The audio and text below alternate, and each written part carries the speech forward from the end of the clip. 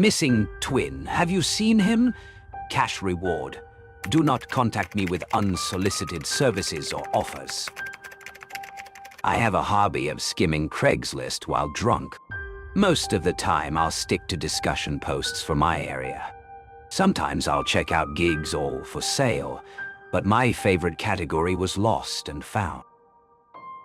You can learn a lot about your neighbors based on the things they lose and how hard they try to get these things back. I've seen weird posts before. Lost refrigerator, crystal skull, once even a missing prosthetic leg.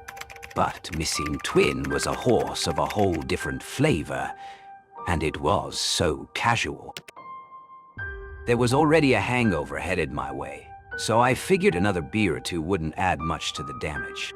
At that point, I was already roaring drunk, teetering right on the edge of a blackout, but not quite there yet. After another beer, I made a mistake that ended up costing me a lot. I replied to the Craigslist ad. I think I might be your missing twin. How are things?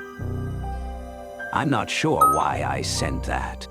I remember being bored, fuzzy, and curious. I also remember being so close to closing my laptop and calling it a night.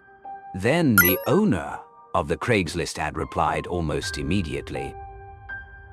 I missed you. Oh, we've got a live one, I slurred, opening another beer. That was the drink that sent me over the hammered but aware cliff, plummeting down into Wasted Valley.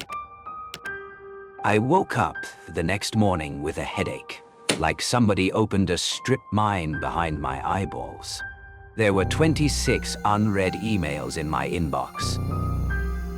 I took a leak, then returned to my living room, still in my underwear, and plopped down on the couch with my computer.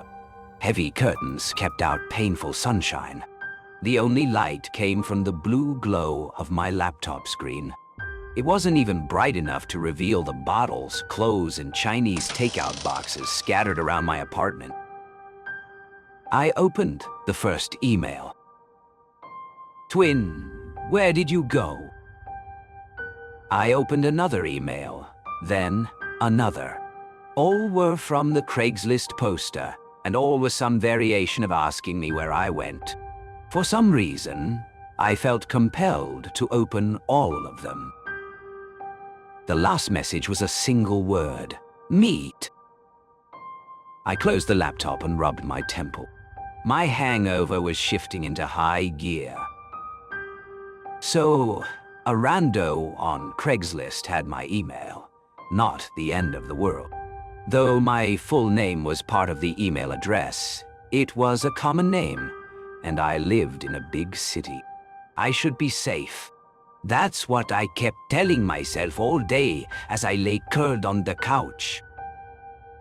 I ordered tacos from DoorDash.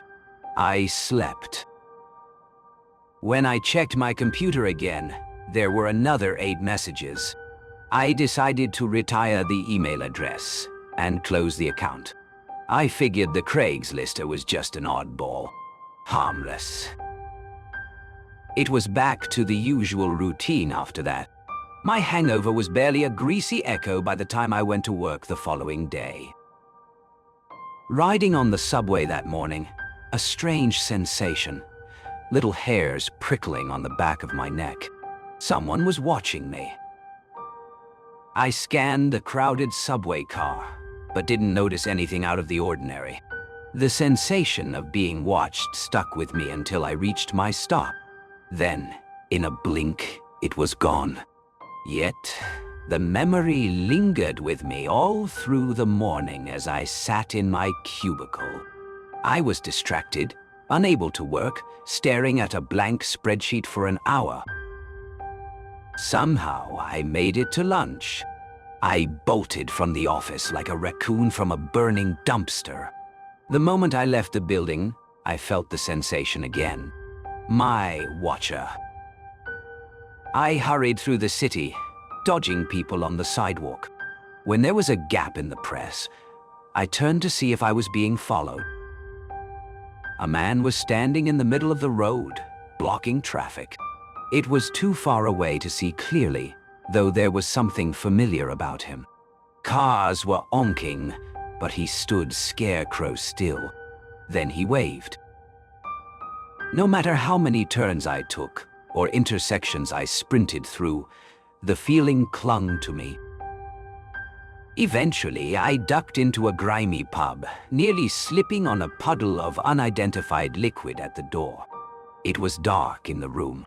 I slid into a corner booth, keeping my eye on the entrance. My hands were shaking. For the first time in my life, I felt hunted. After a few minutes of watching the door without anyone coming in, I let out a breath and slouched into the booth. Maybe I'd lost my watcher. The relief lasted about 20 seconds. That's when I noticed the man leaning against the bar. He was staring at me, smiling. I didn't recognize him at all, and he had a face I'd remember. Watery eyes, a broken nose, badly set, and teeth like little gravestones. I realized why he seemed familiar. The stranger was dressed exactly like me. Same tan chinos, same blue button-down shirt, same haircut. It was like looking at my reflection in a funhouse mirror. When the man saw I was aware, he picked up 2 beers from the bar, walked over, and sat down opposite me in the booth. "Finally found you," he said, his voice higher than I expected. "Do I know you?" I asked, weighing my options, wondering if I should bolt to the door. "Such a joker," the stranger said, letting out a little chuckle. "You've been a bad twin. I miss you." I leaned back. "Dude, I have no idea who you are." The stranger looked down at the table.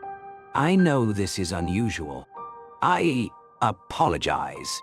My brother, he passed away a few years back. It really left a hole.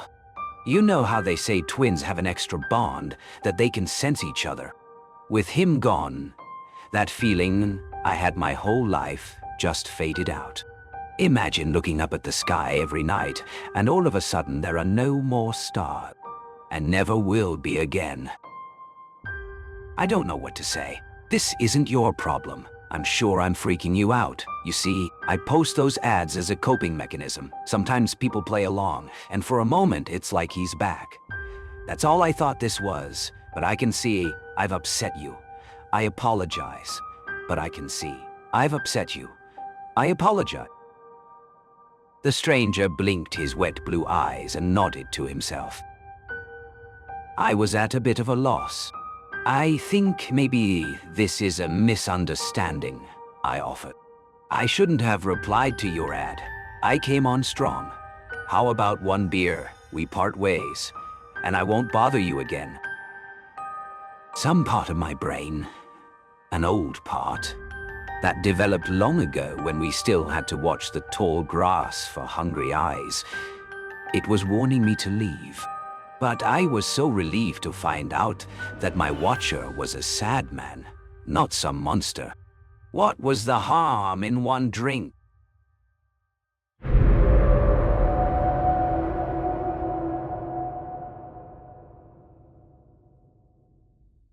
I woke up with my cheek pressed against cold concrete. This was the grandmother of all hangovers.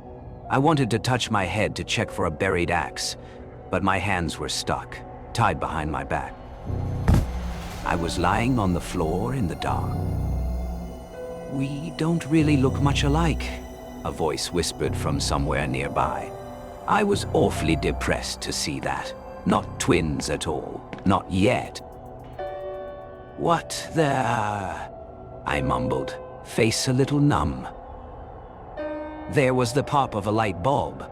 In the yellow-orange glow, I saw I was in an empty storage unit, the type you'd rent to fill with boxes of junk and old furniture. Mattresses were duct taped to the walls. The stranger from the bar was standing over me. Light caught on the edge of the straight razor he was unfolding. We were still dressed the same. He leaned down. "If I can't look like you, little twin, maybe we can change things. Rearrange, twin."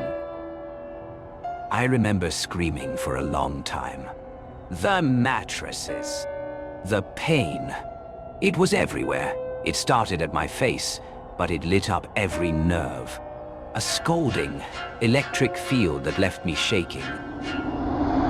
I've never tasted so much blood. My last memory inside the storage unit was the stranger sitting down at my feet. He was crying. Not good enough. Not even close. Another blackout washed over me, and I prayed I wouldn't wake up, that it would be over this time. When I opened my eyes, I saw a white light. Then a shadow leaned down. I would have screamed if my mouth wasn't full of something soft and dry. "Still with us?" a voice asked. I mumbled. "Don't try talking," the voice continued. "Your mouth, your tongue. There's some damage, but you're safe now. You're in the hospital." I reached for my face. Cotton bandages covered everything from my neck to my scalp. They were wet, my fingers sticking briefly before I pulled them away. I'm still not sure why the stranger stopped cutting me. Maybe he wasn't seeing whatever he hoped to find, so he dumped me outside an ER and disappeared. The doctors tell me I have options. Reconstructive surgery is always evolving, they say, always improving. With time and luck, I might be able to get about 75% back to normal, maybe even 80. I still don't look when they change the bandages. Eventually, I'll have to. For the time being, I like to distract myself. They lent me a laptop, and I've been trying to write, keeping a journal. I'm not sure why I checked Craigslist this morning, but I felt drawn to it. The post was only a few hours old. The location had shifted from downtown to the north side of the city. But the wording was horribly familiar. "Missing twin. Have you seen him? Cash reward. Do not contact me with unsolicited services or offers."